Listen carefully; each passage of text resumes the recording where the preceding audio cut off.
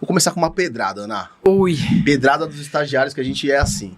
Ana, ser bonita ajudou mais ou menos naquele início de carreira ali? Eu acho que eu vivi tudo. Eu acho que houve um momento que pode ter ajudado, tenho dúvidas. E eu acho que teve momentos que mais atrapalhou do que ajudou. Essa é a verdade. Porque mulher no futebol, naquela época, era raridade. Sim. Atuando nos grandes jogos, então, era um feito. E aí, numa sociedade patriarcal como a nossa, nunca uma mulher chega num grande jogo por méritos, por competência. Ou é porque deitou com A, com B, com C. É engraçado porque homem pode deitar com todo mundo, né? Mulher, você só chega... É louco isso, já tem né? discriminação. Mérito, E quando você tem uma estética... Eu assim, gente, eu não tô sendo aqui modesta, nada disso. Eu não me acho uma mulher bonita, olha que interessante. Eu me acho até uma mulher exótica, né? Pelo porte, pela forma, pelo timbre de voz, pelo estilo que eu tenho, nato, mas bonita eu nunca me achei. Curioso isso. Só que dentro do campo de jogo, por ser o diferente, imagina, você está acostumado com 22 homens, mais o corpo técnico masculino, a equipe de arbitragem masculina, então eu acabei sendo o diferente. Esse diferente que chamou a atenção. Então, eu acho que se eu for pensar em televisão, talvez tenha ajudado um pouco, mas se for pensar em futebol, mais atrapalhou do que ajudou, Tiagão. Sério. Eu vivi muito preconceito, até hoje eu vivo, né? E eu queria até abordar com vocês esse tema, porque realmente é um tema bem delicado, mas é importante a gente falar, né? A gente teve alguns episódios, e aí a gente vai voltar, vai na frente, vai voltar, né? E aí a gente chega naquele ano de 2007, que teve aquele fatídico jogo, e eu queria que você até explicasse para nossa audiência o que aconteceu ali, principalmente, claro, os lances foram muito ajustados ali, a gente sabe que se existisse VAR naquela época, talvez salvaria muitas coisas, né? Eu acertei um e errei um, simples assim. Simples assim. Vamos ser objetiva. Em 2007 eu tive um grande jogo, eu tinha feito a final, o que é importante para o nosso público.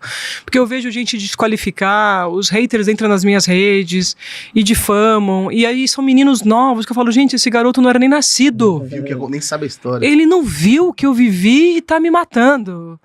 Meu Deus, isso me assusta, Sim. porque eu tenho as garotinhas lá em casa, isso me assusta. Porque ele não viveu, ele tá pautado, tá replicando o que ele tá ouvindo, né? Sim. Eu fiz a final em 2006, fazendo história, que foi Flamengo e Vasco, né? Sim. Com o Leonardo Gaciba. Isso ninguém fala, né? E foi uma final sensacional, ímpar na minha carreira. E conquisto o direito de fazer a semifinal, fazendo jogos ímpares, foram jogos sensacionais. Só que, lamentavelmente, naquele jogo eu tive 2 impedimentos marcados. Um eu acertei, eu tenho convicção do meu acerto. E o outro, muito ajustado, eu errei. E demorei para acertar o erro também, viu, Thiago? Eu sou tinhosa.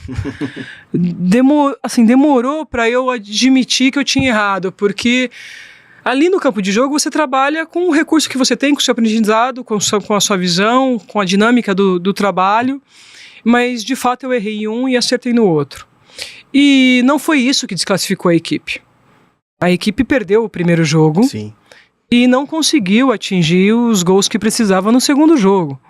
Tudo bem que 2 eu anulei, um eu estava certa e outro não. Foi 3-0 o primeiro jogo, não foi isso? Foi. Então, assim, isso também ninguém fala. Sim. E aí transfere a desclassificação pro meu erro. Mas, de fato, eu errei um e acertei o outro. Se tivesse o VAR, eu estaria atuando até hoje, porque eu tô com idade de estar no campo de jogo. Só um parênteses, o jogo que vocês estão falando... Botafogo e Figueirense. Botafogo e Figueirense, tá. Botafogo e Figueirense.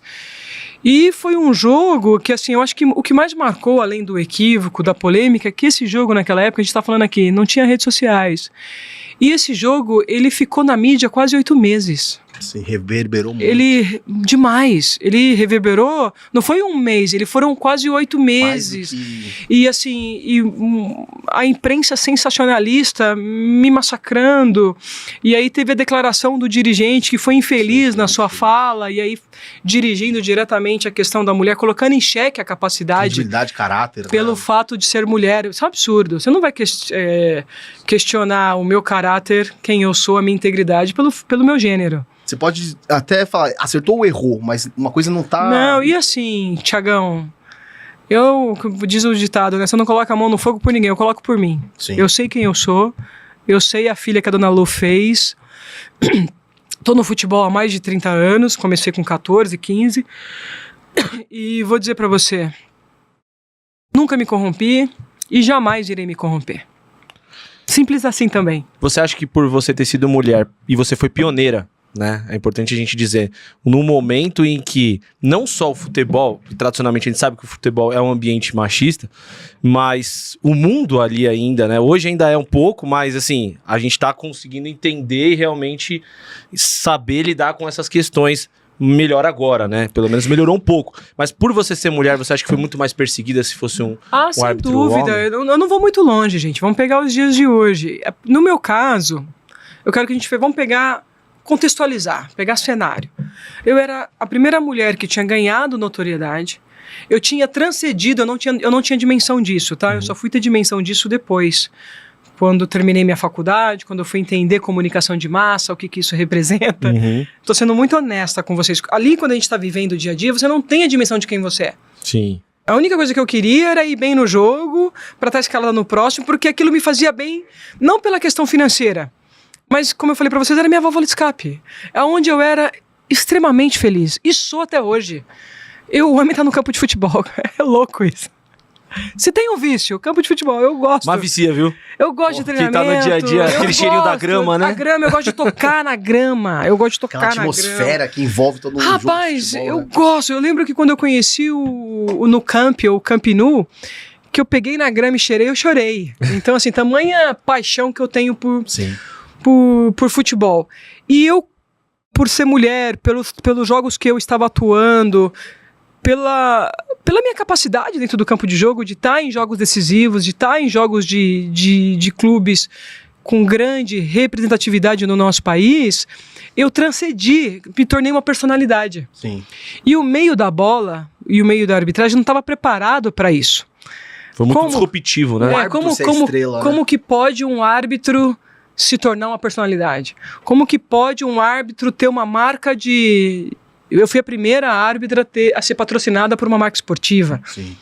Sabe? A ser fotografada, a ser capa de campanha. Não, isso não pode. Isso é um absurdo. Então aí já começou esse processo de Fritura, talvez? seria a palavra? da estrutura não entender e não aceitar esse processo. Entendi. Que hoje você vê árbitros que são patrocinados por marcas esportivas, já são personalidades, têm suas redes sociais aí com não sei quantos mil seguidores. Naquela época eu tava rompendo um padrão, né? E só o homem, né? Só o árbitro poderia, assim. Naquela época o árbitro reconhecido era aquele que tinha ido para uma Copa do Mundo. Sim. E como que pode uma menina que fez 3, 4 finais, que para mim já era um feito, ser maior, entenda, como notoriedade, eu não tô falando de importância para aquele momento, do que o árbitro que era um mundialista. Então a gente lida em todas as áreas com ego, com vaidade, com ciumeira.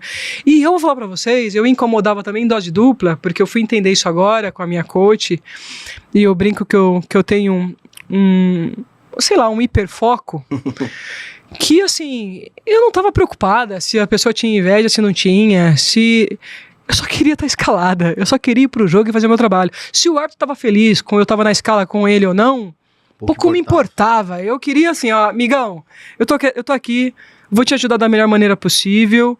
Se der confusão, eu tô do seu lado. Na época eu lutava, né? Eu fui lutadora de Kung Fu. Legal. Lutei 6 anos. Então, assim, eu tinha isso. Sabe essa coisa dessa personalidade? Tipo, quero ser feliz. Eu sou feliz aqui. Esse é o meu quadrado. Esse é meu quadrado. E eu tinha um objetivo. Além de chegar numa Olimpíada, eu tinha um objetivo de propósito, que eu acho que eu luto por ele até hoje, que como mulher ser respeitada. Eu não queria que as pessoas me amassem ou me idolatrassem, falando da minha área, do meu segmento, mas eu queria ser respeitada, porque eu sofri muito desrespeito, né?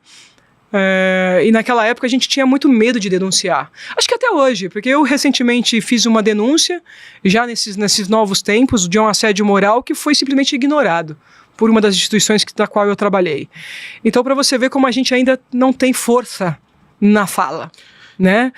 E foi isso. Então, eu acho que isso que ocasionou esse contexto contrário a mim naquele período de 2007. E depois, como consequência, uma tomada de decisão que eu tive na minha vida pessoal, que aí, se já existia um barulho... até mesmo antes disso... Esse barulho triplicou, sim, entendeu? Até mesmo antes disso, o que eu observei muito, né? E aí eu queria ouvir de você. Os dirigentes tinham tanta influência assim pra realmente vetar ou pautar? E como que foi você ver isso acontecer ali? Graças a Deus isso mudou. Sim. Graças a Deus isso mudou. Mas naquela época, um dirigente, ele consagrava um árbitro ou destruía um árbitro. Por isso que muitos árbitros queriam estar bem com as grandes camisas. Entendi. Porque sabia que se você errasse contra uma grande camisa, você teria problema.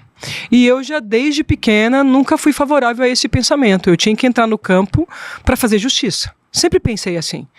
E, como eu posso dizer, arquei com os ônus e o bônus de ser quem eu sou. Porque mesmo jovem, eu nunca mensurei assim, eu vou para um jogo pensando se é um time de camisa grande, de camisa pequena, de camisa intermediária, não. Eu tô indo pro jogo, todo jogo meu era uma final de campeonato e todo jogo meu eu tinha que entregar o meu melhor. Então cometi erros, querendo acertar, nunca mal intencionado, nunca passou isso pela minha cabeça.